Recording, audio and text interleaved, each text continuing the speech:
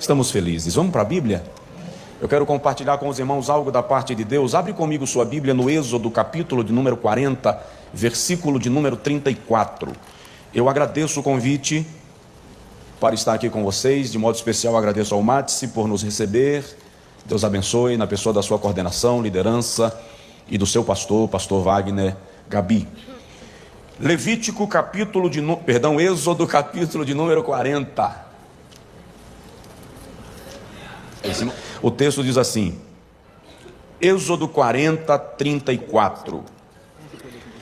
Então a nuvem cobriu a tenda da congregação e a glória do Senhor encheu o tabernáculo. Então a nuvem cobriu a tenda da congregação e a glória do Senhor encheu o tabernáculo. Queremos a tua glória. Quantos querem a glória de Deus, digam amém. Amém. Diga comigo, Senhor, eu quero a tua glória. Diga comigo, Senhor, eu não me conformo com nada que seja menos do que a tua glória. Amém. Agora dá uma olhada no irmão que está do seu lado e diz para ele assim: dar glória a Deus aqui é de graça, tá? Paga nada. Nós estamos vivendo um período bem parecido com aquele período que Moisés viveu e que o texto não relata no Antigo Testamento, vem relatar no Novo Testamento.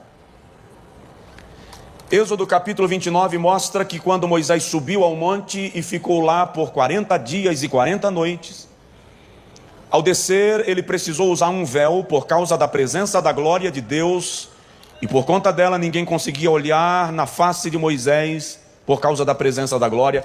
Esta é a menção do Antigo Testamento. Porém, Paulo, quando escreve a segunda carta aos Coríntios, no capítulo 3, traz uma revelação que o escritor do Antigo Testamento não menciona. Paulo diz que chegou um momento que a glória de Deus no rosto de Moisés se esvaía, capítulo 3 da segunda carta aos Coríntios. E porque a glória se esvaía, Moisés continuou usando o véu para que o povo não percebesse que a glória estava indo embora. Aí Paulo diz que por conta disto, o coração do povo hebreu se tornou obscurecido ou endurecido.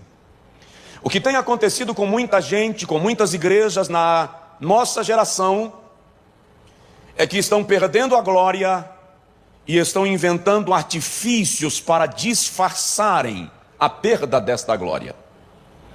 No entanto, em todo tempo, em toda época, em todas as gerações, Deus sempre teve um remanescente, um grupo apaixonado pela sua presença.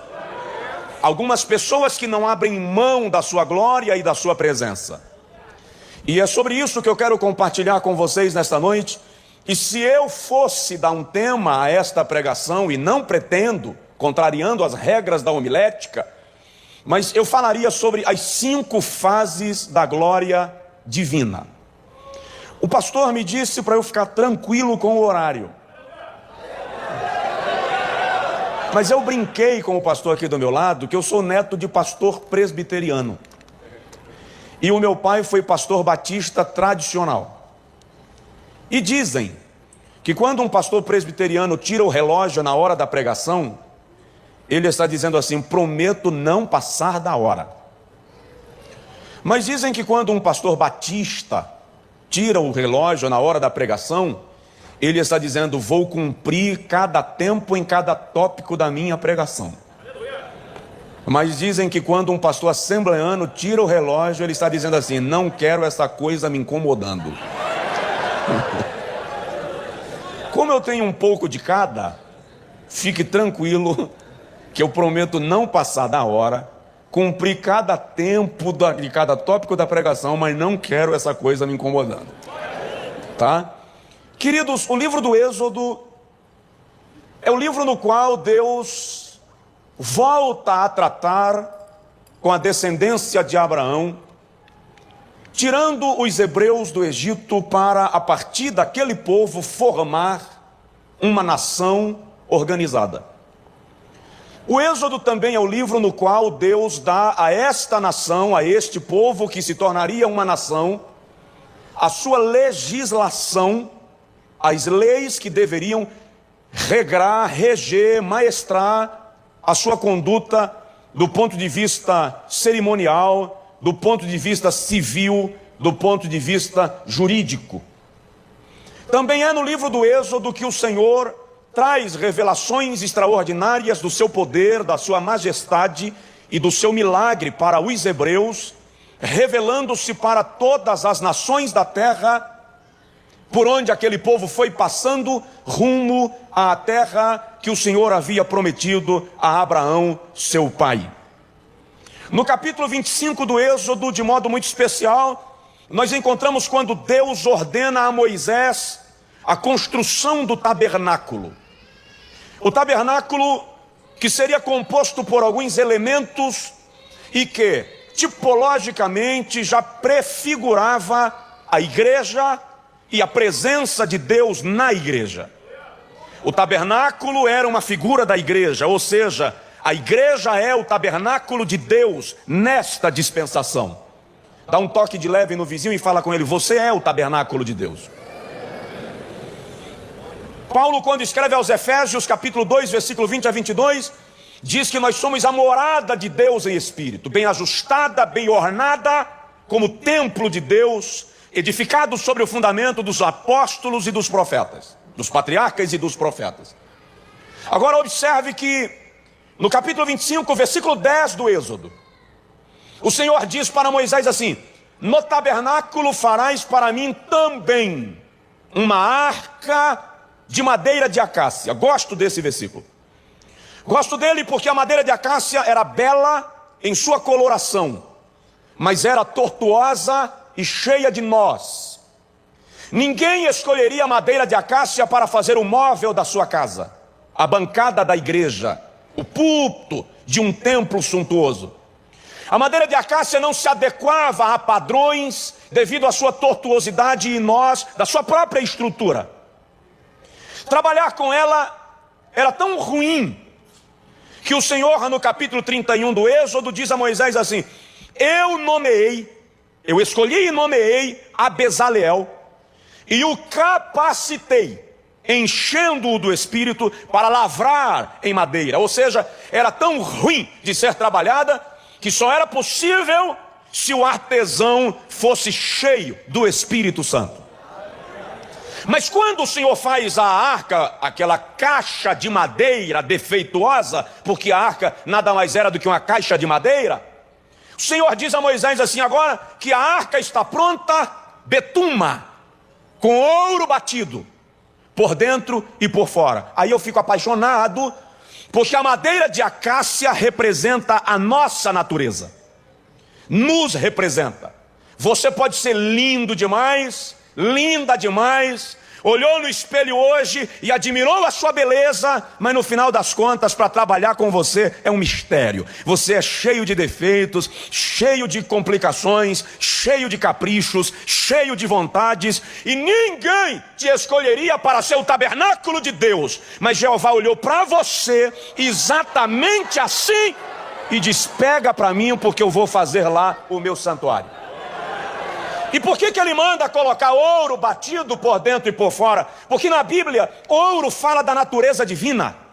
E quando o Senhor diz coloca ouro por dentro e por fora e cobre, reveste, Ele está dizendo o seguinte: depois que eu tomo posse de você, ninguém mais vê a tua natureza, os teus defeitos, as tuas qualidades, não é mais você. Agora a minha natureza te revestiu por dentro e por fora. Quem olhar para você só vai ver a minha presença, porque você é tabernáculo de Deus. Dá para dar um glória a Deus por isso? Então Deus habita em nós. E quem olha para nós precisa ver a Deus. Aí o capítulo 40 do Êxodo, versículo 34, que nós lemos, chega a hora da inauguração do tabernáculo. A arca era o maior símbolo do tabernáculo. Ela representava a própria presença de Deus, tanto que ela não ficava aos olhos de todos, ela ficava no lugar santo dos santos. Somente o sumo sacerdote tinha acesso a ela uma vez por ano. E aí, no dia da inauguração do santuário, do tabernáculo, a Bíblia diz que a nuvem cobriu a tenda e a glória do Senhor encheu o tabernáculo. A palavra glória no Antigo Testamento tem conotação variada. Primeiro, glória fala do poder de Deus na criação. Os céus proclamam a glória de Deus. Salmo 19. Abacuque capítulo 3, versículo 3, numa linguagem bem poética, Abacuque diz assim, canta assim, Deus veio de Temã, e do monte de Parã veio o santo, a sua glória cobriu os céus, e a sua presença encheu a terra, raios de luz saem das suas mãos.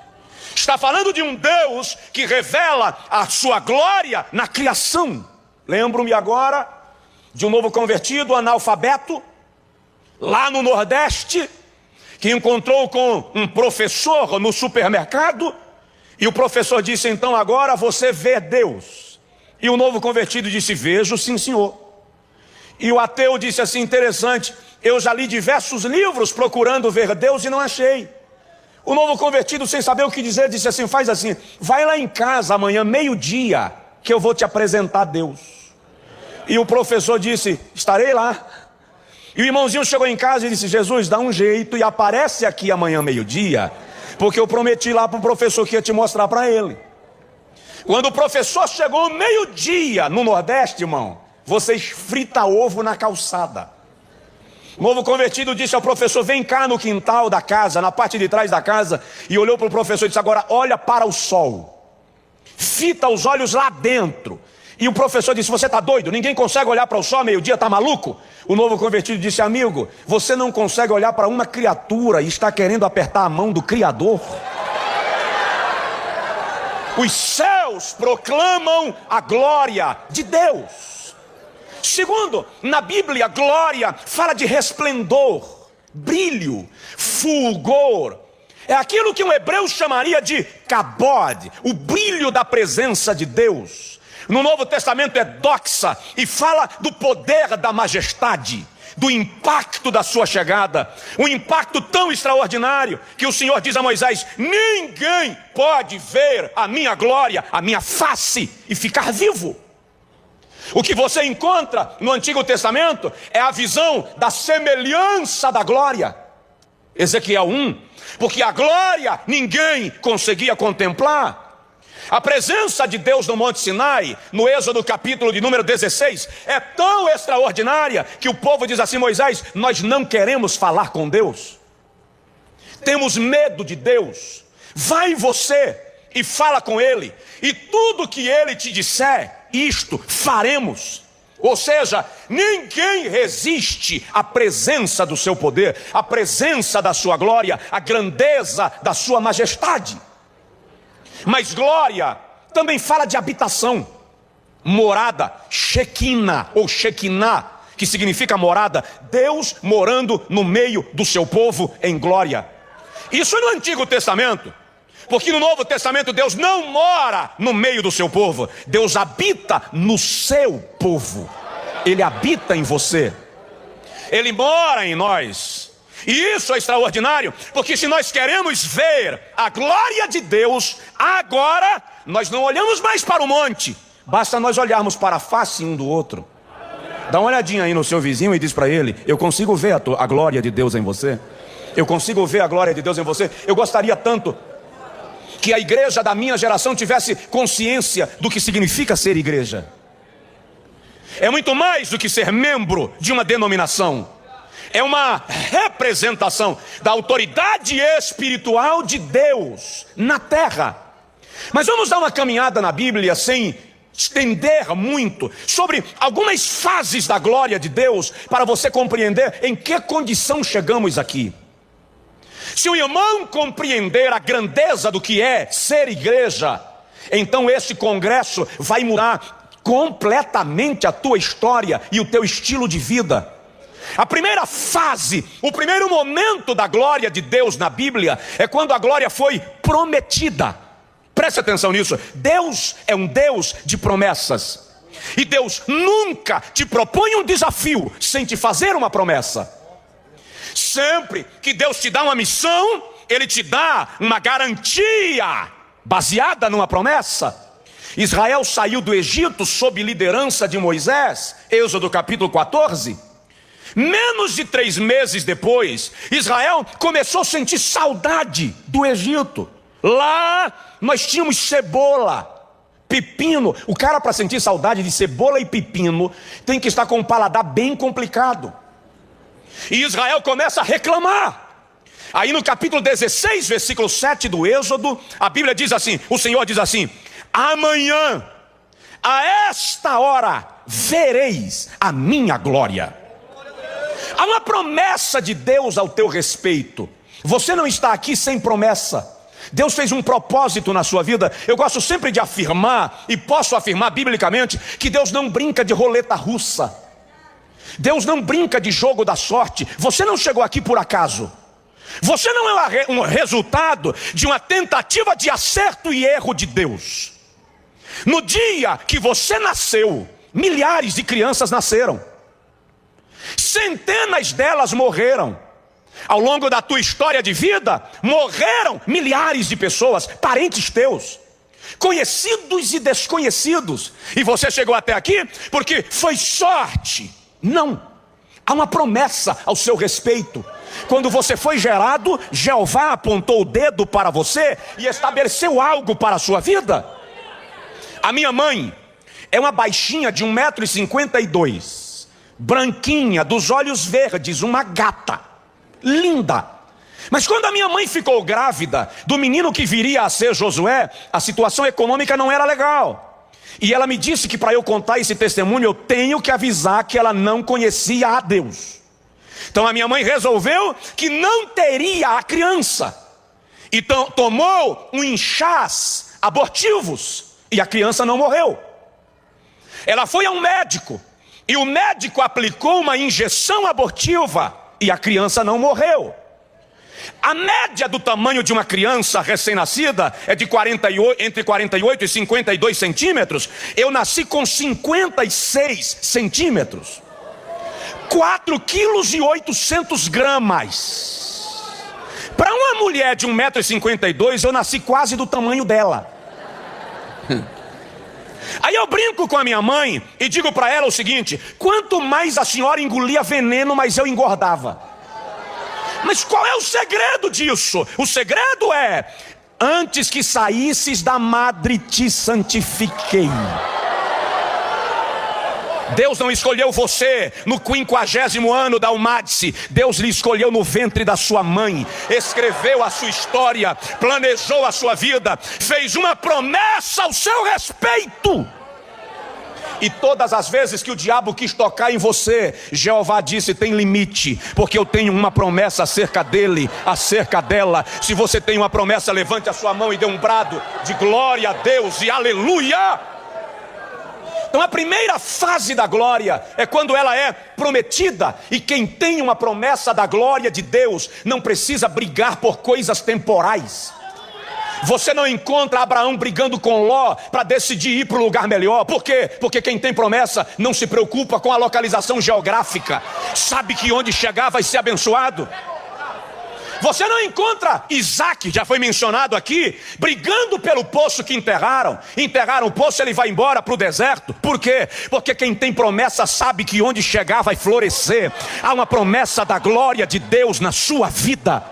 Você vai florescer, não importa as armadilhas que vão fazer contra você, não importa as calúnias que vão levantar, os ataques que você vai sofrer. Jeová fez uma promessa e Deus não brinca de prometer, Ele promete para cumprir. Então dá uma provocada no seu vizinho e diz para ele: descansa na promessa. O interessante desse negócio de promessa é que algumas você já esqueceu e Jeová traz à tona. Eu chamei a minha mãe um outro dia e eu disse para ela: mãe, eu acho que Deus chegou aqui em casa e chamou o cara errado. E ela me perguntou por quê. Eu disse: é muito simples, eu tenho um irmão mais novo do que eu.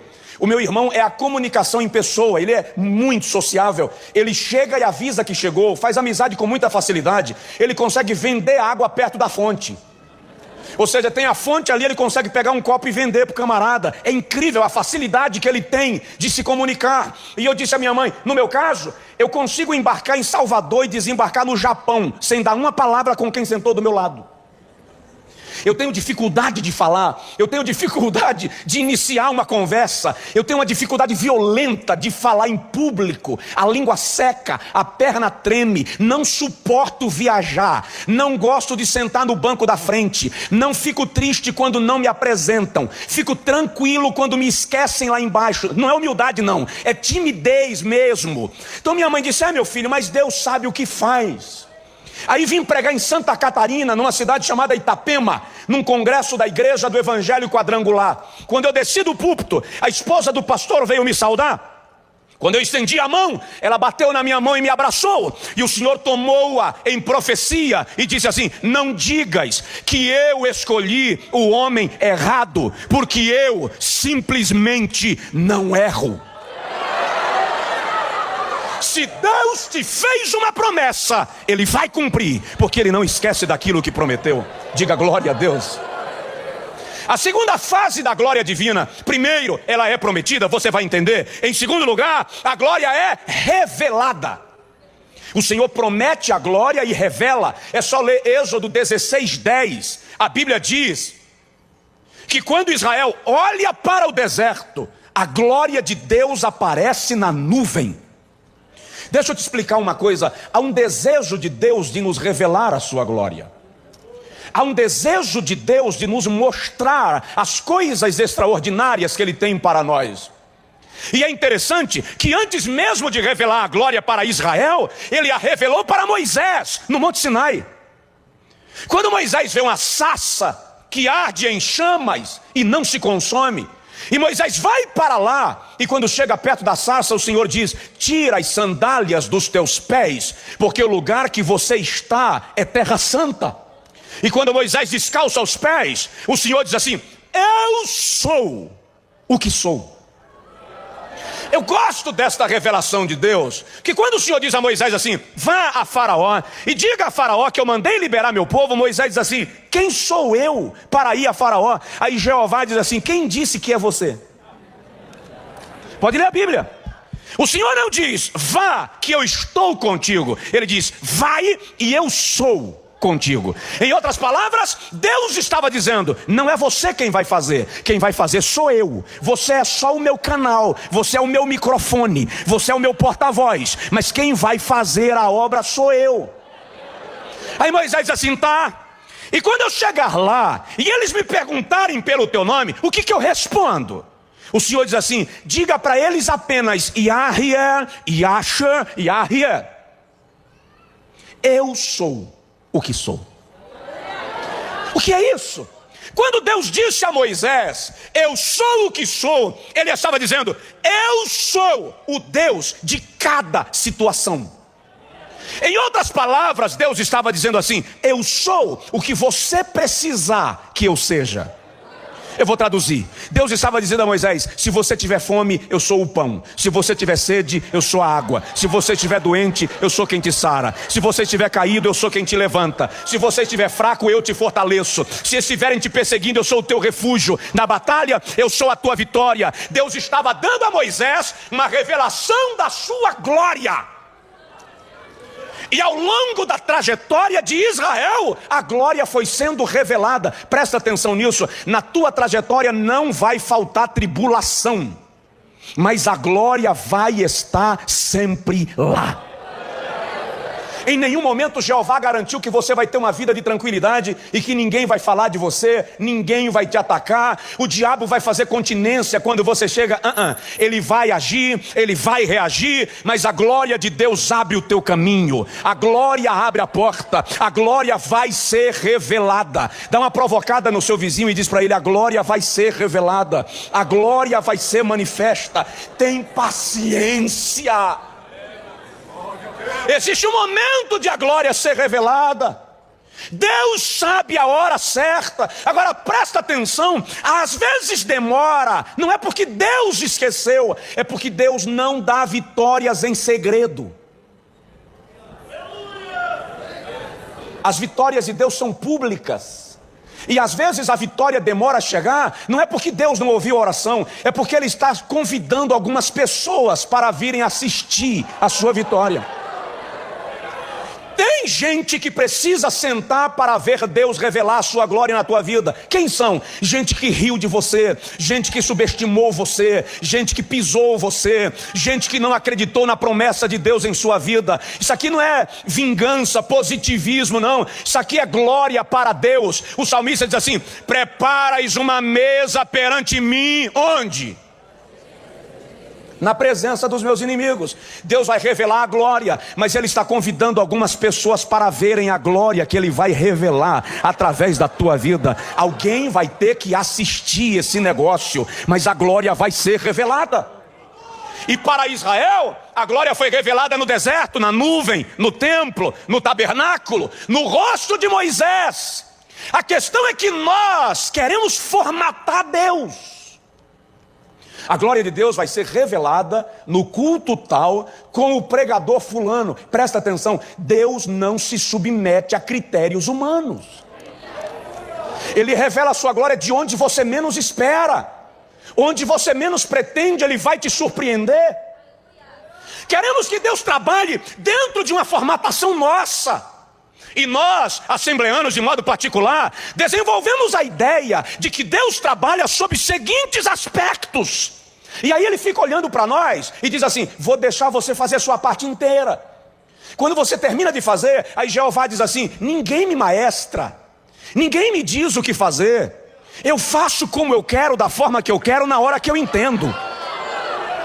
E aí você não entende quando Deus revela a glória, não através de quem você pretendia, mas de um anônimo que Ele levanta no meio do arraial e faz a sua glória manifesta, porque Ele é Deus nos céus e na terra. Deus é Deus.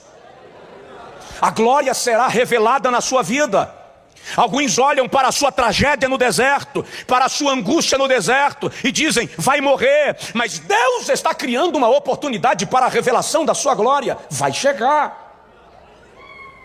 Primeiro a glória foi prometida, diga amém. Agora dá uma olhadinha no vizinho e fala com ele assim: eu tenho uma promessa.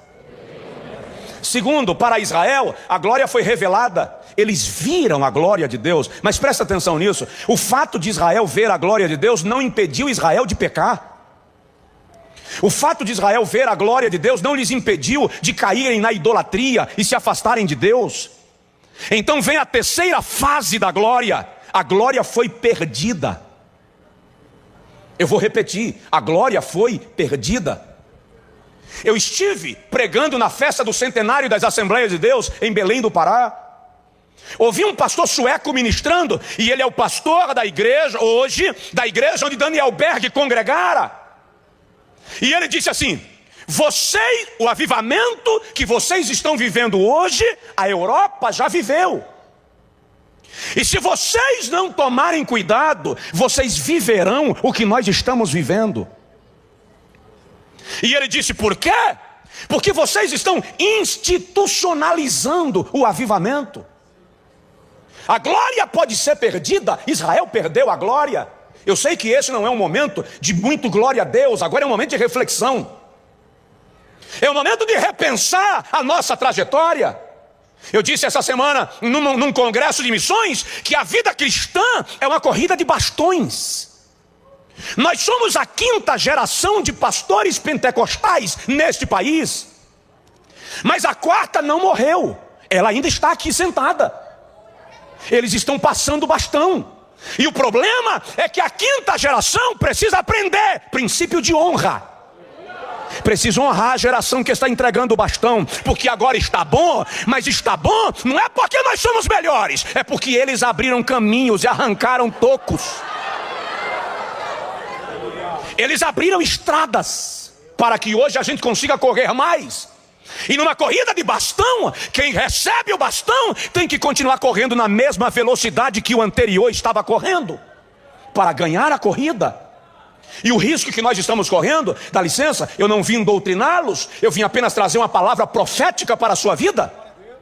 Eu já vi pregador dizendo que Salomão teve um reino de paz porque Davi era sanguinário, mas Salomão era homem pacífico. Não, senhor. Salomão teve um reino de paz porque Davi eliminou todos os inimigos de Israel. Então, quando Salomão subiu ao trono, não havia inimigo a ser vencido, só precisava organizar a nação. Essa quinta geração precisa entender que os maiores desafios foram vencidos pelas gerações anteriores. Mas nós temos que ter cuidado para não fazermos como Salomão, na vaidade da nossa grandeza, esquecer do que foi feito antes e deixar o coração se afastar de Deus e pecarmos contra Ele. Porque Deus não vai tolerar que brinquemos com a sua glória. Tei castui rei, anai vossui andagá. Deus é muito sério. Deus é muito sério. A vida cristã não é a vida da empolgação, é a vida do compromisso, da aliança. Quando Israel foi à guerra, sob os dias de Eli, havia pecado no altar. O que aconteceu? A arca foi levada para a guerra, mas não voltou. Os filisteus tomaram a arca. E a mensagem final foi Icabod, ou Icabod, sem glória. A glória foi embora. 40 anos depois é que Davi foi buscar a arca para trazê-la de volta. E ele canta no Salmo 26 e diz assim: eu amo, ó Senhor, o lugar da tua casa e onde permanece a tua glória. Porque sem glória o culto não tem graça. Porque sem glória tem boa pregação e bons pregadores, mas não tem graça. Porque sem glória tem música bonita, mas não tem adoração. Nós não podemos perder a glória. Dá um toque assim de leve no vizinho, agora dá devagar, e diz para ele assim: não perca a glória.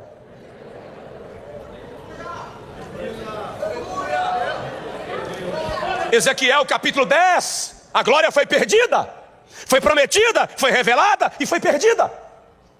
Eu sempre recebo Ezequiel 10:4 como tema de grandes congressos, e a glória do Senhor encheu a casa. Mas só que ali, se você for ler o texto, a glória não encheu a casa porque estava chegando, a glória encheu a casa porque estava saindo. A glória saiu do lugar santo dos santos e veio para o lugar santo. Todos viram a glória, mas se você ler o contexto, Israel estava em pecado. E Deus já havia levantado profetas para falar, e ninguém atendia. Então Jeová fez o quê? Tirou a glória do lugar santo dos santos e trouxe para cá, como se dissesse: vou fazê-los verem a minha glória para que se arrependam. E Israel continuou no pecado. Aí o capítulo 10, versículo 11 de Ezequiel diz que a glória saiu do lugar santo e foi para a porta do templo, e o povo continuou pecando. Aí o versículo 19 diz que a glória saiu da porta do templo e foi para a porta da cidade, abandonou a igreja e foi para a porta da cidade. Era Deus dizendo: se vocês não mudarem, eu vou retirar a minha glória. E Israel continuou pecando, e a glória saiu da porta da cidade, Ezequiel 11:23, e foi lá para o Monte das Oliveiras. Você vai entender. Foi para onde? Diz aí para o teu vizinho: Monte das Oliveiras. Foi para o Monte das Oliveiras. E Israel ficou sem glória. E quando uma igreja fica sem glória, ela faz como Moisés: mantém o véu para ninguém perceber, disfarça para ninguém ver, finge que tem glória para não perder a empolgação. Só que a alma sabe a diferença da glória e da empolgação. A alma não se satisfaz sem a glória. O que nós mais precisamos é da glória de Deus. Fui convidado para pregar numa igreja muito rica, muito chique, muito linda, alguns anos atrás. Não tinham caixas de som espalhadas no templo. As caixas eram todas embutidas na parede, disfarçadas com cortinas. Uma coisa linda, um espetáculo de igreja. Preguei sábado à noite, não senti Jesus, não senti a presença de Deus. Saí do culto chateado, consternado, angustiado. Cheguei no hotel, estava um frio violento, e eu ajoelhei. Eu disse: Jesus, fala comigo, o que está acontecendo? Por que a tua presença não está lá? Porque eu não senti tua presença. O que está errado em mim? Eu preciso da tua presença. Orei até 5 da manhã. 5 da manhã não aguentei o sono, deitei. Levantei 6 e ajoelhei. E fui orar até as 8 da manhã. Aí o Senhor me disse assim: o meu espírito não pode conviver com eles. E eu disse a Deus: como assim? Eu estou na dispensação da graça. Na dispensação da graça isso não existe.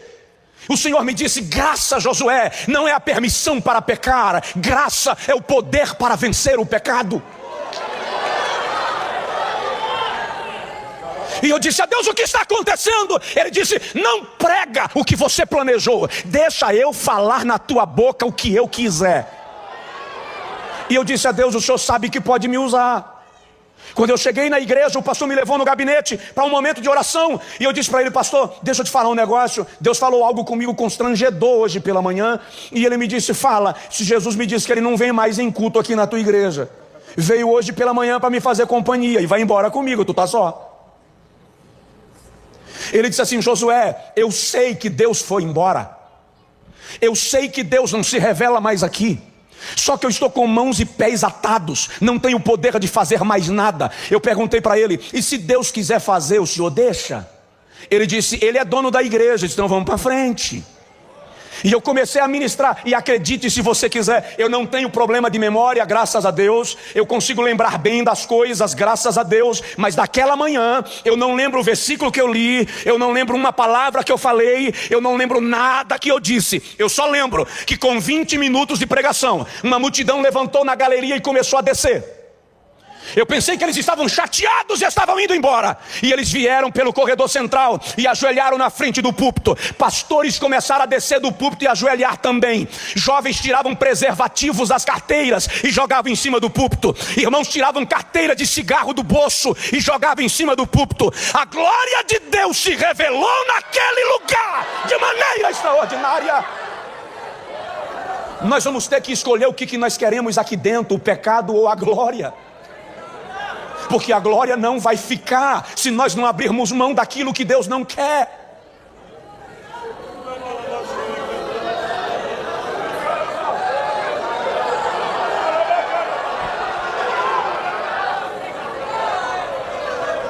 E não se magoe comigo, por favor. Eu vim da Bahia, tenho nada a ver com nada, eu sou apenas a boca. Nós queremos a glória. E Deus quer nos dar a glória. Ele está olhando para nós dizendo: eu quero dar para vocês a minha glória. Jeová está dizendo assim: Curitiba ainda não viu o que eu pretendo fazer com ela através da minha igreja. Jovens, o Espírito de Deus me diz que vocês não conhecem os anos áureos do poder de Deus sobre esta igreja, não ainda. O que Ele tem para derramar sobre esta igreja é tão extraordinário que eu vos digo: Ele vai fazer uma mudança poderosa nesse lugar.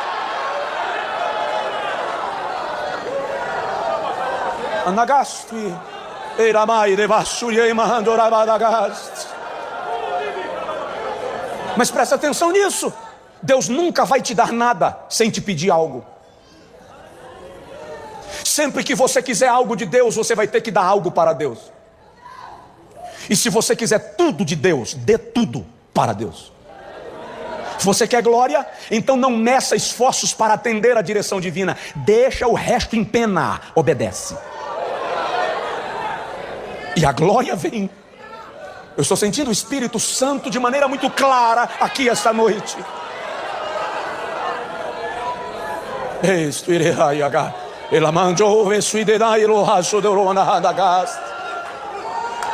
Não perca a glória. Não perca tempo com coisa boba. Não brigue por poço no deserto. Você tem promessa. Não dispute espaço. Não brigue por cargo. Não clame por reconhecimento. Você tem promessa. Quem tem promessa não precisa de nada disso, gente.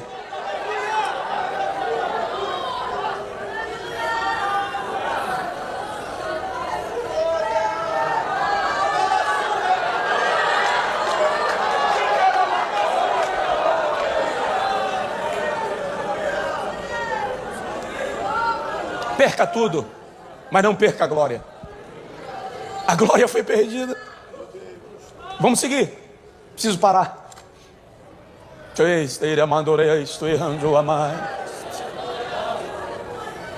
Do que adianta aquele namorado lindo sem a glória?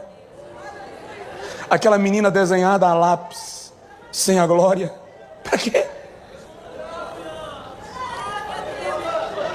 O jovem chegou para mim um dia e disse assim: pastor, parece que ela não é gente. Ela é tão linda que ela parece que não é gente. Mas Deus não quer isso para você, porque não tem glória. Mas eu tenho uma notícia boa para a sua vida esta noite. A glória foi prometida, diga comigo, prometida. A glória foi revelada, diga comigo, revelada. A glória foi perdida, fala, perdida. Em quarto lugar, a glória foi recuperada. Veja que coisa linda é a Bíblia, que coisa encantadora é a palavra de Deus. A glória sai do templo em Ezequiel 10, vai para a porta do templo, para a porta da cidade, para a porta e para o Monte das Oliveiras em Ezequiel 11, 23. Israel fica um período inteiro sem a presença da glória. De repente surge uma virgem grávida. Uma virgem grávida. Isso é um choque para todo mundo. E José só encarou aquele negócio porque Jeová apareceu para ele através de um anjo numa madrugada e disse: segura aí, porque esse negócio é meu. Eu estou envolvido nisso. E se Deus estiver envolvido, querido, pode marchar. Aí Maria fica grávida e ganha um neném, gera dá à luz a uma criança. E João, o apóstolo, não achou palavras para escrever aquele negócio, e ele escreve assim: e vimos a sua glória, como a glória do unigênito do Pai. A glória está surgindo, a glória está se revelando e volta a se manifestar. Jesus exerce o seu ministério ao longo de 3 anos. Ninguém influenciou a história da humanidade como Jesus de Nazaré.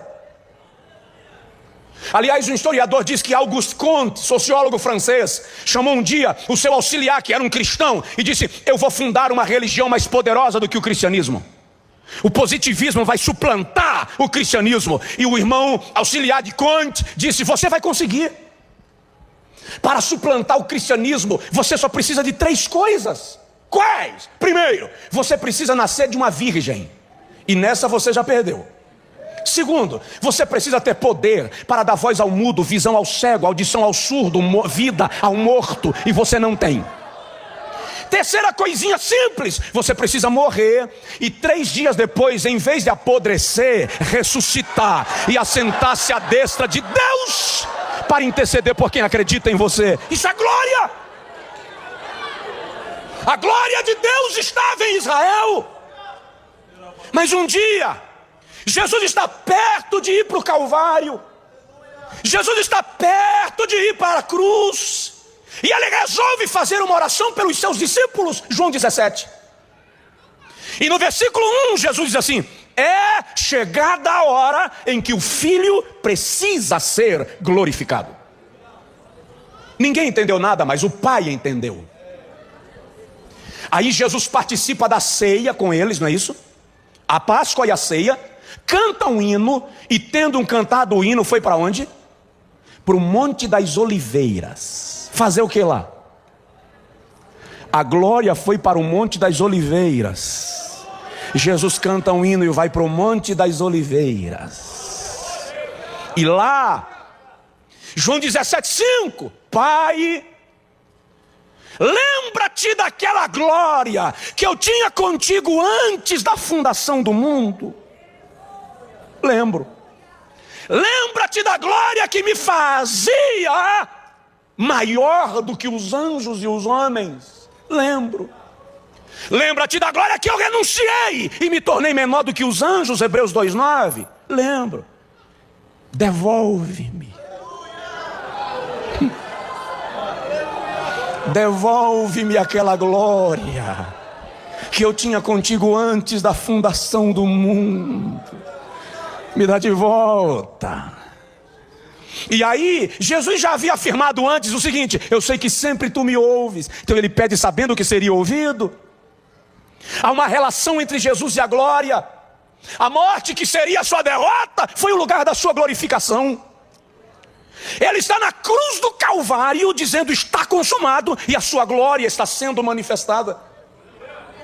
O inferno achou que matando o Messias ia parar tudo. Aí quando o Messias morre, Salmo 18, e diz está consumado, acontece algo poderoso no universo. Porque Salmo 18 diz que quando Jesus morreu, Deus o Pai não conseguiu permanecer parado no trono. A Bíblia diz que o Pai se levantou. Eu vou usar uma linguagem humana, até porque eu não posso usar uma divina.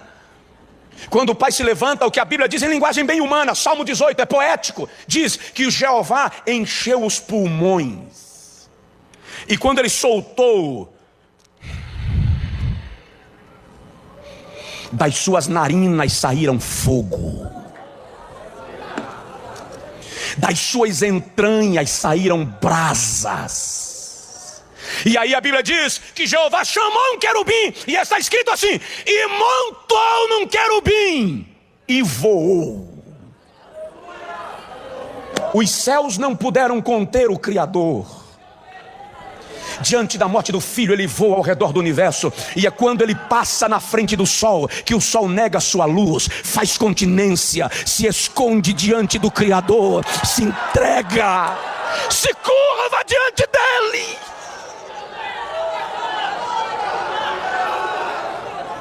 Nós estamos falando do Todo-Poderoso, irmãos. E quando ele fecha o círculo, a terra não aguenta e entra em colapso, e a terra treme. E o véu do templo se rasga. Como? De alto a baixo. Por que se rasgou de alto a baixo? Porque foi o próprio Deus quem rasgou o véu e abriu o caminho da reaproximação. Ou seja, a glória foi recuperada.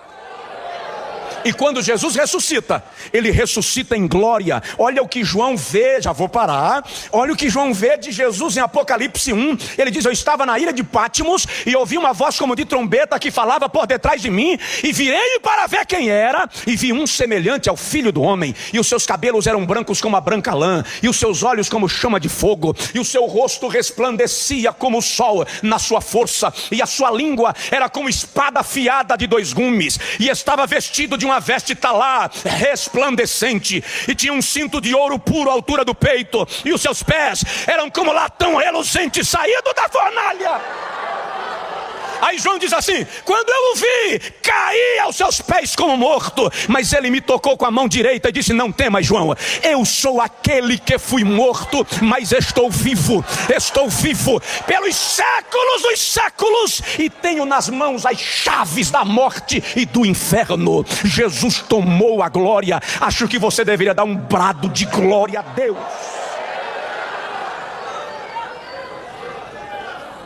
Fica de pé, por favor, quem puder. Tem que parar, irmão.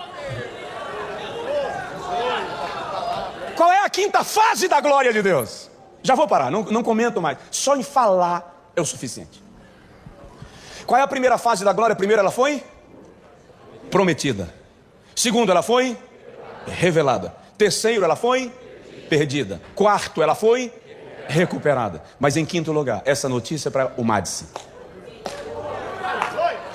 A glória foi repartida.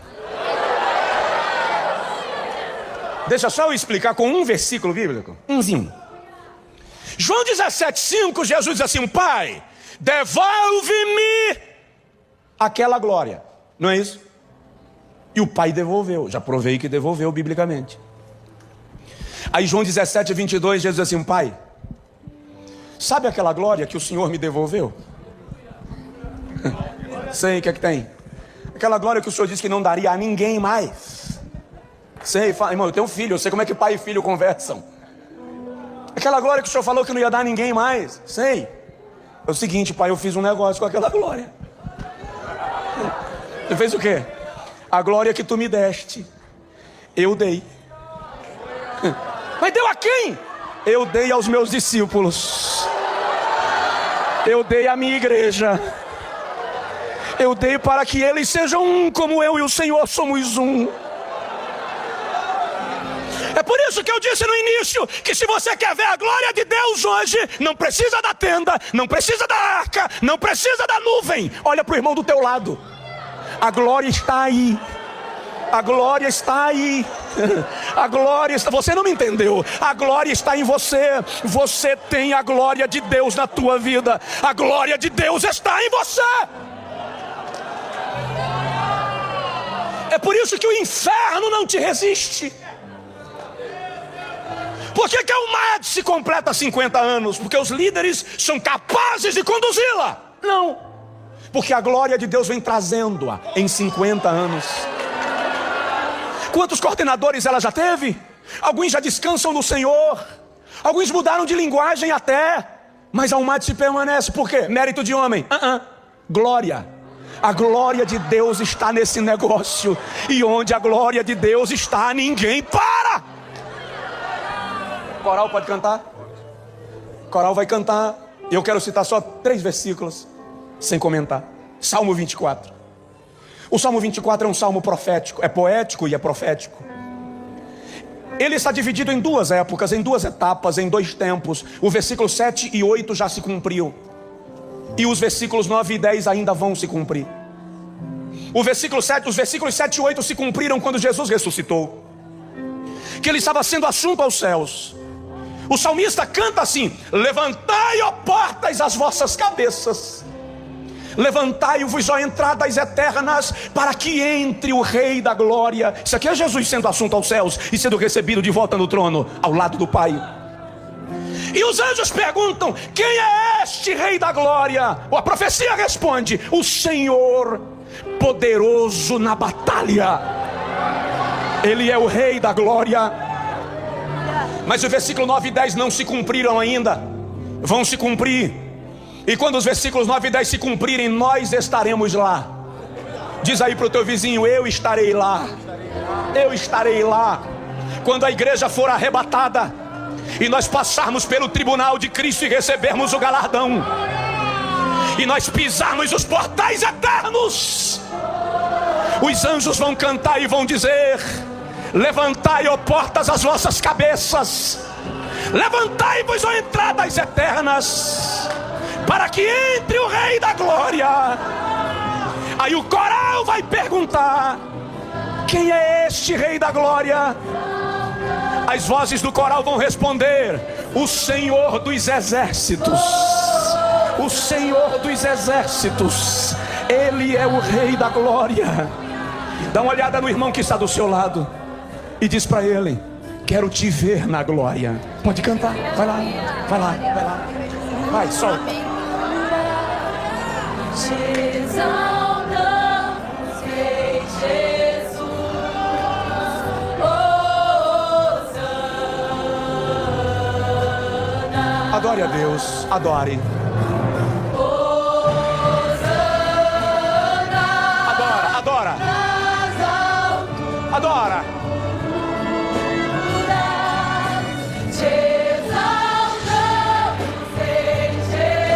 Invoque o seu reino.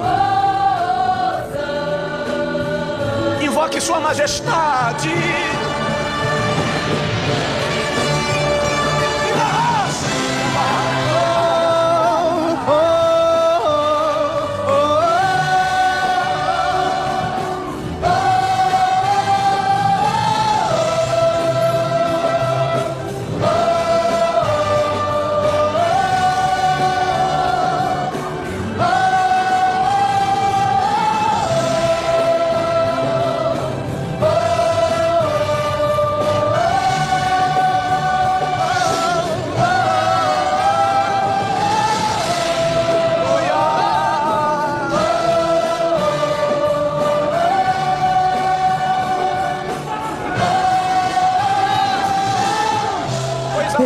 Pedimos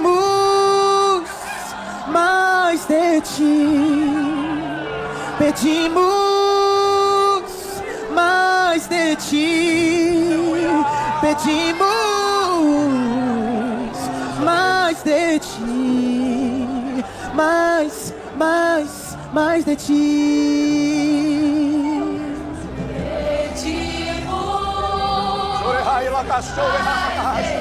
Mais e mais.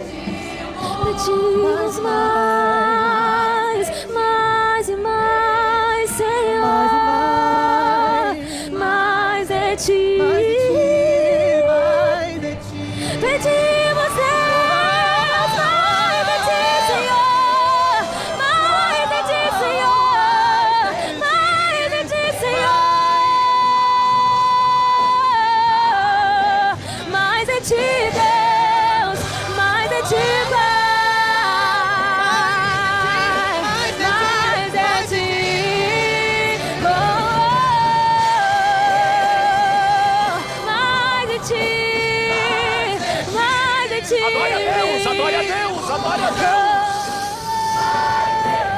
Mais de ti, Pai.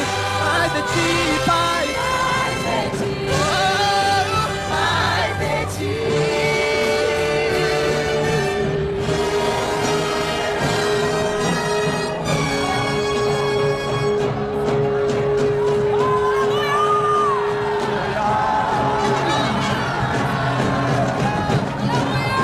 Imagina isso no céu, como vai ser?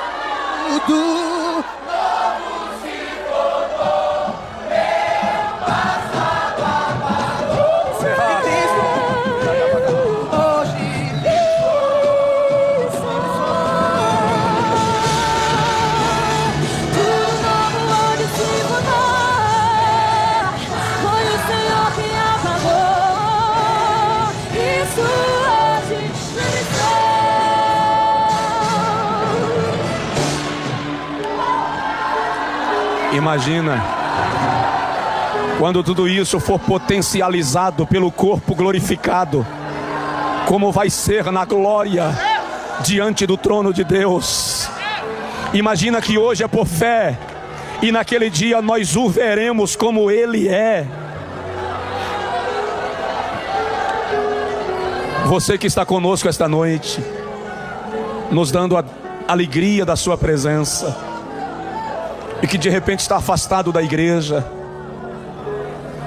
eu quero te convidar nesta noite para sair do teu lugar e vir à frente, receber a oração, entregando a Jesus a tua vida, se reconciliando com Deus.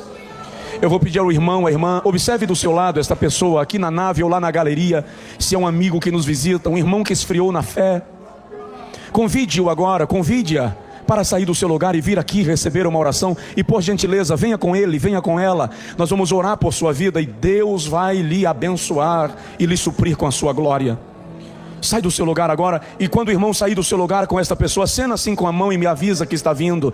A igreja vai dar glória a Deus por cada vida que nesta noite renovar a sua aliança com o Senhor. Esse é um momento especial de Deus para a sua vida. Você que nos visita, meu amigo, minha amiga, e que quer fazer uma entrega da sua alma ao Senhor Jesus agora, eu te convido em nome de Jesus, dá um passo à frente, dá um sinal onde estiveres, e nós vamos orar por tua vida esta noite. Deus te abençoe. Lá na galeria, Deus te abençoe. Alguém se aproxima desse Senhor, por gentileza, e vê se é possível conduzi-lo até aqui, junto ao altar. Enquanto isso, outra pessoa na galeria, ou aqui na nave, quem sabe, no auditório, venha, Jesus lhe ama e quer mudar a sua história de vida. Venha à frente. Esta noite é especial e Deus a separou em função da tua vida. Há mais alguém que deseja? Enquanto o Senhor que está lá na galeria chega aqui à frente, nós te convidamos para a bênção, nós te convidamos para a graça, nós te convidamos para a salvação. Dá um sinal onde você estiver, ou o senhor, a senhora, e vem andando. Nós vamos interceder por tua vida. Tudo novo se tornou. meu passado apagou, em Cristo hoje livre sou. Esta é a proposta de Deus para a tua vida nesta noite. Ele vai apagar o teu passado, vai renovar a tua história e te fazer livre. Isso, livre. Venha Jesus. Ali vem o Senhor. Irmão, dá uma olhadinha do seu lado, atrás de você. Pode ser que esta pessoa esteja precisando de um auxílio. Você é uma mão profética. Ao tocar nesta pessoa, laços poderão ser quebrados, opressões podem ser desfeitas. E se ele ou ela desejar, venha com ele, venha com ela, e nós vamos orar por sua vida. O Senhor está chegando, nós já vamos orar por ele em nome de Jesus. Aqui vem um jovem chorando. Esse é o Espírito da graça. Deus abençoe, Deus abençoe. Aleluia, aleluia.